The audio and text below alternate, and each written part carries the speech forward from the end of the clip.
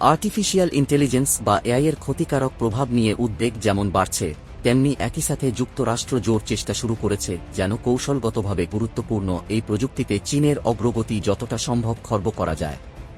এখন পর্যন্ত এআই এর প্রযুক্তির প্রতিযোগিতায় যুক্তরাষ্ট্র এগিয়ে রয়েছে বলে ধারণা করা হচ্ছে, এবং চীনের কাছে সেমিকন্ডাক্টর রপ্তানিতে বিধিনিষেধ জারি করার পর চীনের প্রযুক্তিগত উন্নতির প্রক্রিয়া বাধাগ্রস্ত হওয়ার সম্ভাবনা রয়েছে।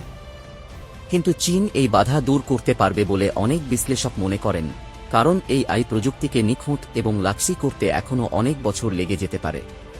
চীনা ইন্টারনেট কোম্পানিগুলো সম্ভবত আমেরিকার কোম্পানিগুলোর চেয়ে অনেক অগ্রসর, বিবিসিকে বলেন কেন ড্রাশেফার, গবেষণা সংস্থা ট্রিলিয়ন চায়নার প্রযুক্তি বিষয়ক গবেষণা বিভাগের প্রধান। তবে কিভাবে এই অগ্রসরতা আপনি পরিমাপ করবেন তার ওপর এই তুলনা নির্ভর করছে। কিন্তু তিনি বলেন, অত্যাধুনিক যন্ত্রপাতি নির্মাণের ক্ষমতার বিচারে চীন এখনও অত্যাধুনিক প্রযুক্তিতে সবচেয়ে অগ্রসর দেশগুলোর তুলনায় 1 থেকে 5 বছর পিছিয়ে রয়েছে। যুক্তরাষ্ট্রের সবচেয়ে বড় সুবিধা হল সিলিকন ভ্যালি, যেটিকে মনে করা হয় বিশ্বের প্রযুক্তি উদ্যোক্তা এবং উদ্ভাবকদের 1 নম্বর জায়গা। গুগল, অ্যাপল এবং ইন্টেলের মতো যেসব প্রযুক্তি মানুষের আধুনিক জীবনযাপনকে মৌলিকভাবে বদলে দিয়েছে সেগুলোর জন্ম সিলিকন ভ্যালিতে। যুক্তরাষ্ট্রে উদ্ভাবকরা এতটা বিকশিত হতে পারেন তার কারণ সে দেশের অনন্য গবেষণা সংস্কৃতি, বলেন পাসকাল ফুং, যিনি হংকং ইউনিভার্সিটি অব সায়েন্স এবং টেকনোলজির আর্টিফিশিয়াল ইন্টেলিজেন্স রিসার্চ সেন্টারের পরিচালক। আমেরিকায় গবেষকরা কোনো পণ্য উদ্ভাবনের কথা মাথায় না রেখেই বছরের পর বছর ধরে গবেষণা করে যায়, বলেন মিস ফুং। উদাহরণ হিসাবে ওপেনএআই এর কথা বলা যায়। এটি অনেক বছর ধরে একটি অলাভজনক প্রতিষ্ঠান হিসাবে কাজ করে গেছে। সে সময় তারা ট্রান্সফর্মার মেশিন লার্নিং মডেল নিয়ে গবেষণা করেছে, যা কালক্রমে চ্যাটজিপিটির জন্ম দিয়েছে।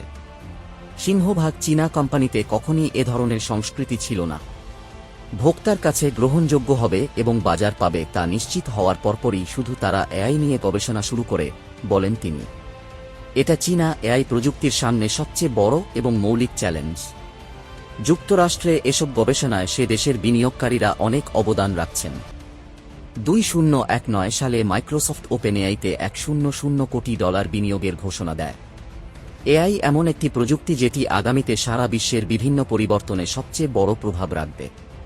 বিশ্বের বড় বড় অনেক সংকট সমাধানের পথ খুলে দেওয়ার সম্ভাবনা নিয়ে এসেছে এই প্রযুক্তি, বলেছেন মাইক্রোসফটের প্রধান নির্বাহী সত্য নাদেলা। চীনের সবচেয়ে বড় সুবিধা হল তাদের রয়েছে বিশাল সংখ্যক ক্রেতা বা ব্যবহারকারী। জনসংখ্যার দিকে দিয়ে চীন বিশ্বের দ্বিতীয়। সে দেশের জনসংখ্যা কম বেশি 140 কোটি। চীনের ইন্টারনেট খাত অনেক বড় এবং অত্যাধুনিক, বলেন বিনিয়োগ সংস্থা রেস ক্যাপিটালের অংশীদার এডিথ ইউং। উদাহরণ হিসাবে বলা যায়, চীনে প্রায় সব মানুষই উইচ্যাট অ্যাপ ব্যবহার করে। টেক্সট বার্তা পাঠানো থেকে শুরু করে ডাক্তারের সাথে সময় ঠিক করা বা এমনকি ট্যাক্স রিটার্ন দাখিল করার জন্য উইচ্যাট ব্যবহার করা হয়। ফলে পণ্যের মান বাড়ানোর জন্য প্রয়োজনীয় ডেটা বা তথ্যের বিপুল সরবরাহ রয়েছে চীনে।